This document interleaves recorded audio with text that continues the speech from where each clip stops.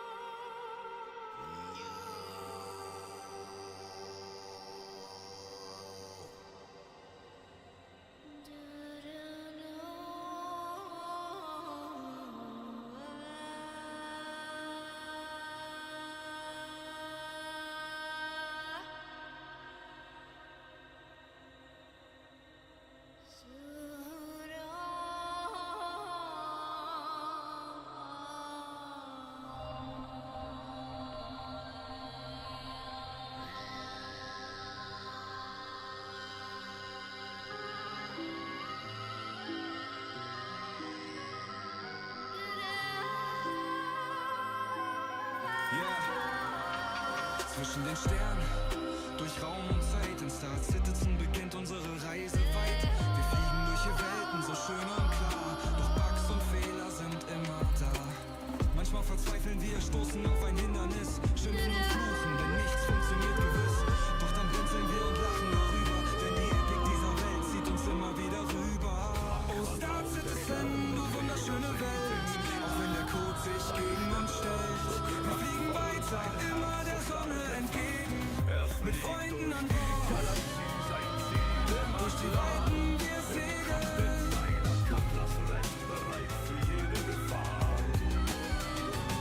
auf Akkord landen wir, eine Stadt aus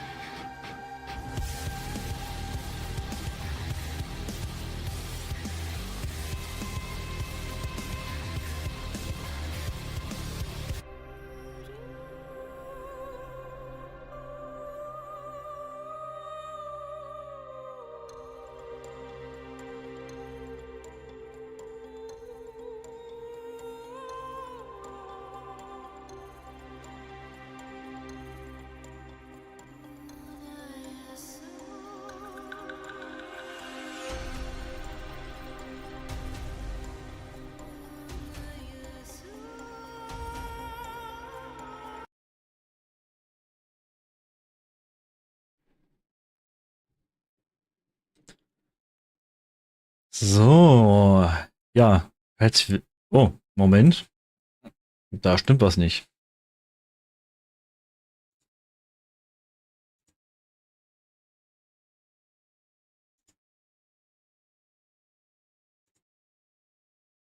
Na, was ist da los? Upsi. Moment.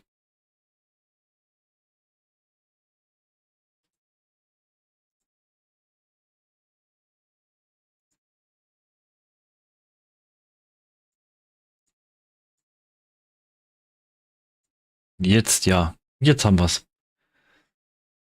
So, hallo, hallo. Kostet den Spaß, warum hast du so einen Countdown? Das ist der Stream-Start-Countdown im Endeffekt. So, ich heiße alle herzlich willkommen bei einem neuen Livestream. Jetzt wieder im Verse.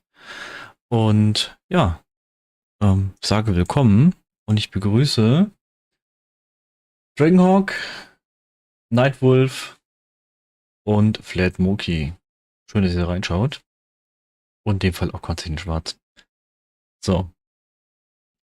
PTU ist runtergeladen. Ja, heute wieder ewig bei der Arbeit gebraucht, bis da endlich mal ich mal rausgekommen bin. Ihr wisst ja, Arbeit, Real Life geht vor Zocken. So ist es nun mal leider.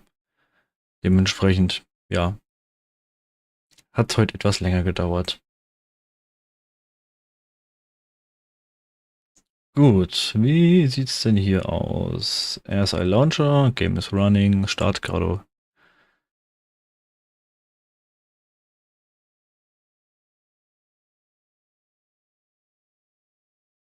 Wie Kilo? Schiffen Sie nicht auf der Messe? Okay. Dann besuche ich mal wie Kilo. Dann machen wir das.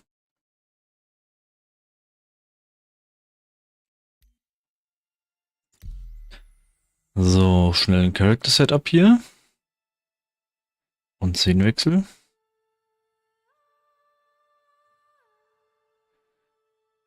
So, Review. Load and Save. Zack, zack. Accept. Skip. Und wir gehen nach Area 18.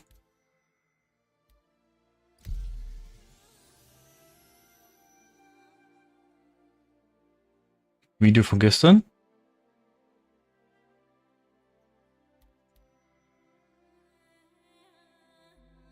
Was? Es gibt eine Warteschlange? Auf dem PTU? Gibt's ja gar nicht.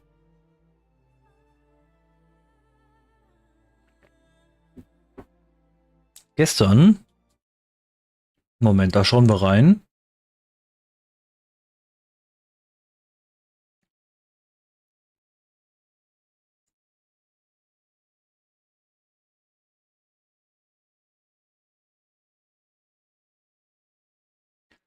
Meint ihr das Mission Composable vor 22 Stunden?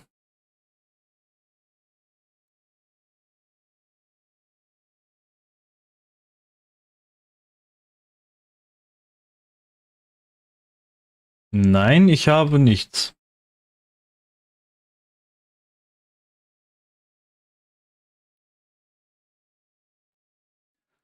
So, warte mal. Dann schauen wir doch erstmal hier rein.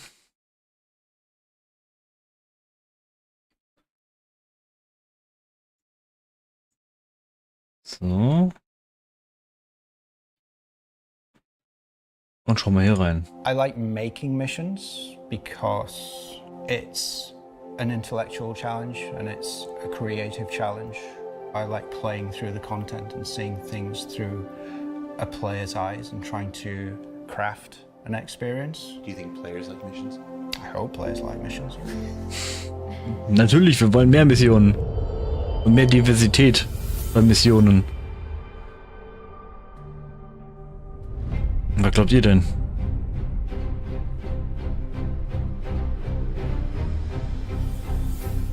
In Alpha 411, we are going to be dropping about 60 warte mal. new Untertitel. missions.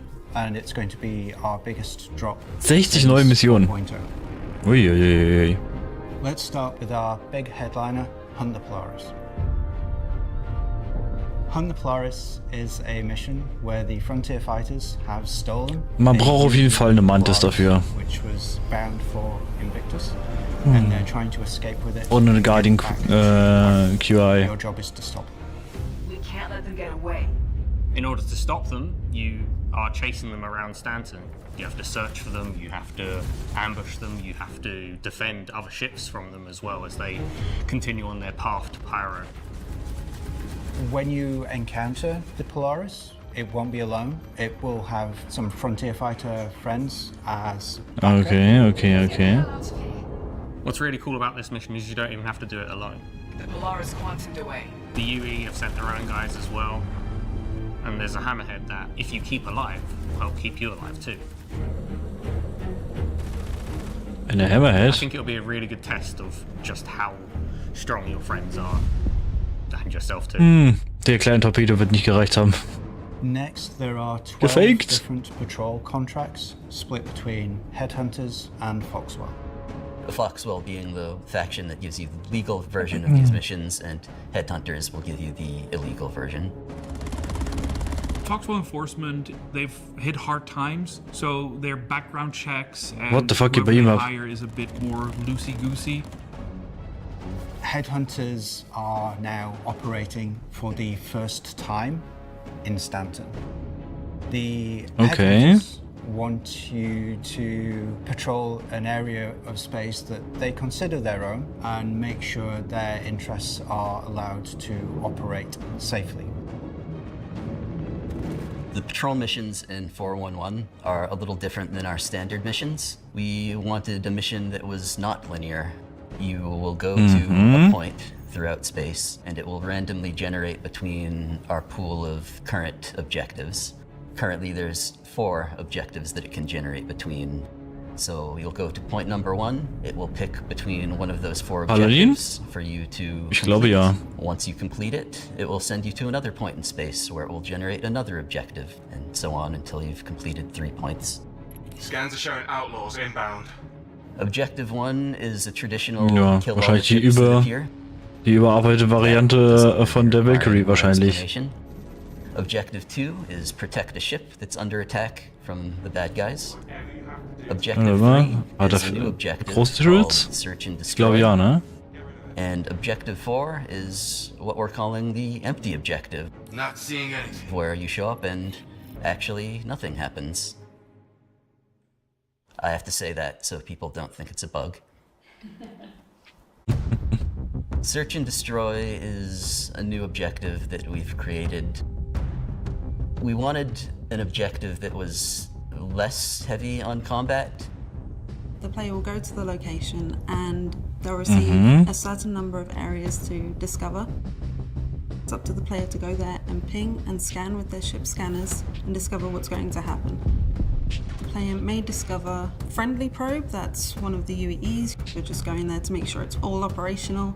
Everything is in order. Or you may discover that there's a hostile one. It's been hacked by another organization. Ach, das war die and Guardian we're there X. to destroy it. Okay. Seems this satellite's been hacked by outlaws.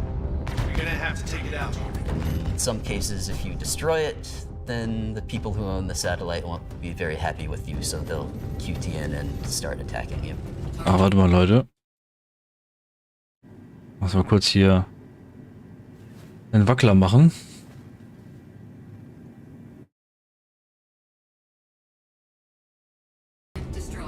We're hoping that if this mission goes over well, we can slowly add to that pool to make Patrol a sort of mission that will continue to expand upon until we have, say, 15 or 20 random objectives that can trigger.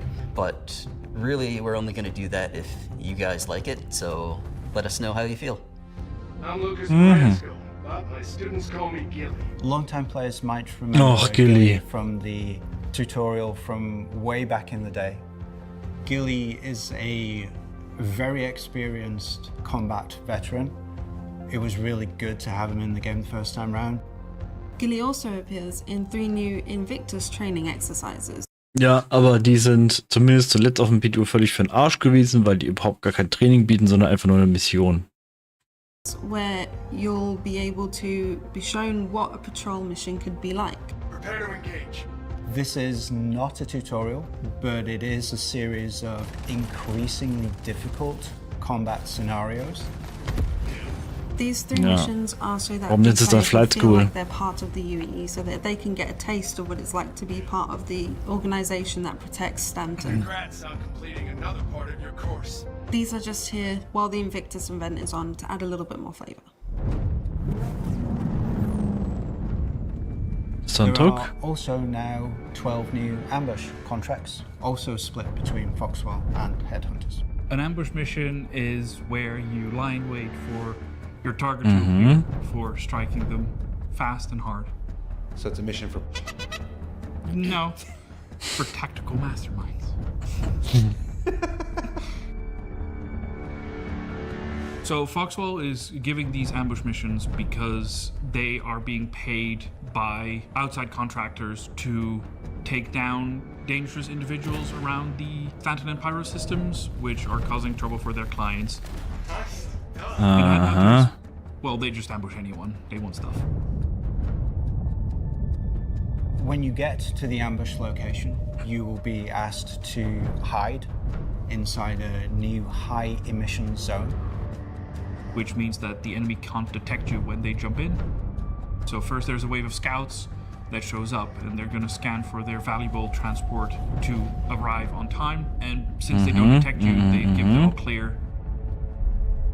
The target arrives, and that's the moment you jump out of the high emission zone, which will make you appear on radar, but it's too late for them to escape, and that's when you take down the cargo hauler. I'm really excited about these missions because the high mission zones will unlock further options for anyone to make really cool missions, both PvE and PvP related. Many of these new missions have a chance to spawn an ace pilot. This guy's just picked up a ship that we've tagged as extremely dangerous. They are over aligned with the headhunters of the UE. You won't always know when they're going to arrive. So they will always be a sort of rogue variable inside those missions that you'll have to deal with. Talk to me about their skill. Oh yeah, their skills crank. I can't crank it any harder. That's what I'm thinking. So skilled is definitely their name. And if you are lucky enough to be able to take him out, you can loot his corpse, and he will have some considerable amount of guild scrip on him. These scrip are in-game items that you can pick up and collect. You are getting 1 scrip for the council and 1 scrip for the mercenary guild. And you can use them as currency for collector missions. He really, really wants these guild scrip. Okay. As part of Invictus, we are adding our very first ones as a kind of scavenger hunt around the halls. We're also giving them away as mission rewards for the new combat missions. So there will be even more ways to get those new collector ships. Oh, there's also new collector ships this patch, but I don't know what they are. I do. Oh Mann. Of course, it wouldn't be Invictus without visiting the Invictus halls. Das soll klar sein. Launch week returns to Area 18. As you're in the shuttle and approaching the Battle Convention Center, you get met with the new slogan of this year's Invictus. Defending the future. As you walk out of the shuttle, we walk into the lobby and we take the elevator down. We get met with the beautiful hologram of the mighty Idris itself. As we're walking further into the halls, you'll be able to find all the new ships for this year's Invictus. We can see that this year's Invictus looks a little bit different than what we're used to. This year Invictus will not feature different daily layouts, but instead has a better, well-crafted layout for the entire duration of Invictus. We can see that there's extra care being taken. Das andere war doch gerade Paladin, oder? This really shows the might of the UE. Oder sollte das die Dings sein? At the entrance of Die the Valk. halls, we can see the rental kiosks. This is where you'll this year be able to rent the various ships. Make sure to return to these kiosks as they are on a daily/bi-daily rotation. Invictus this year is not just about ships, but it's about the way that you customize your ships. How you Moment. at the entrance of the So. MTC ist neu von Greycat. Das ist schon mal klar. Guardian MX. Ah, das werden wir uns auch noch anschauen gleich.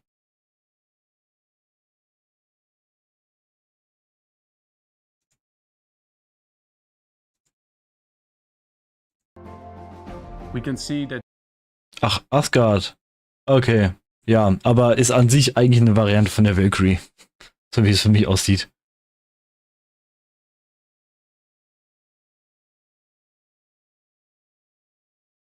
this year's Invictus looks a little bit different than what we're used to.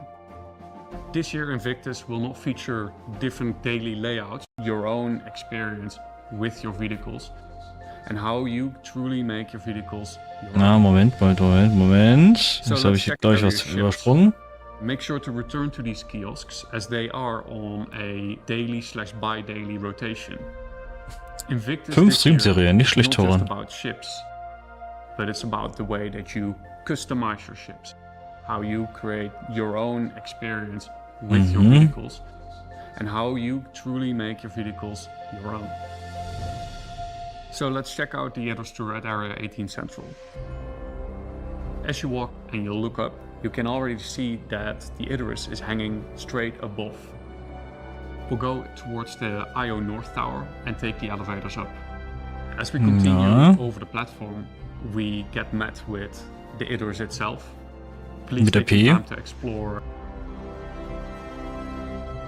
I'm super excited about Invictus this year. I think we've done something a little Neue bit unexpected. Torpedos? I think the way that we've Das ist eine neue Art von Torpedo, oder?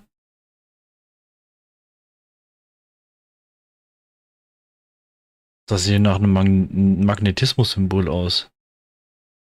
Okay. Ich würde sagen, das hier Infrarot. Hier ist irgendwas von Talon. Size 12. Uff. done something a little bit unexpected. I think the way that everything came together really clicked this year. I hope that the players will also see the care and love that we put into making this year's Invictus special. Ja, mit welchem Schiff denn bitte? Mit welchem Schiff willst du denn Size 12 verschießen? Overall, 411 is a big suite of ship combat content. Warte mal.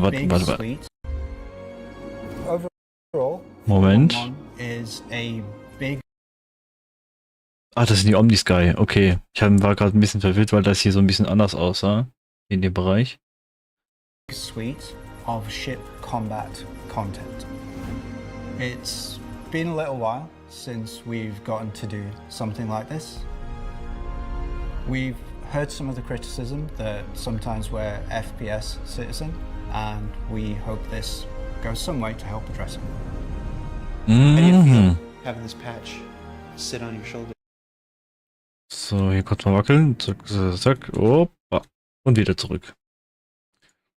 I think it's a lot of pressure, but it's also very, very motivating. There's a lot of work to do, but we know we can Ja, do it. ja, nee, Persos eben nicht. Die wird maximal Size 5 kriegen, planmäßig. Warum soll die Size 12 bekommen? Das macht nicht so viel Sinn. Das Einzige, was mir bekannt wäre für Size 12, wäre der Bengal. Der kriegt, glaube ich, Size 12. is going to operate just a little differently than years before. Now, in addition to the more than 60 new mission contracts being added to Alpha 411, there's also a new way to earn secondary credits for Wiggolo and future his guild brethren, new ace pilots to test the mettle of our greatest flyers, and then, of course, our first tour of the Idris Peacekeeper and a more robust convention center than ever before. One that loses the rotating inventory to highlight all the ships arriving at this year's event simultaneously.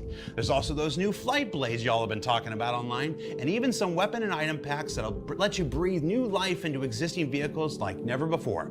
You can learn all about that stuff on the robertspaceindustrials.com website as the event starts proper on May 15th. And then it continues to cycle through all of our manufacturers every 2 days until the end of the event. That part stays the same.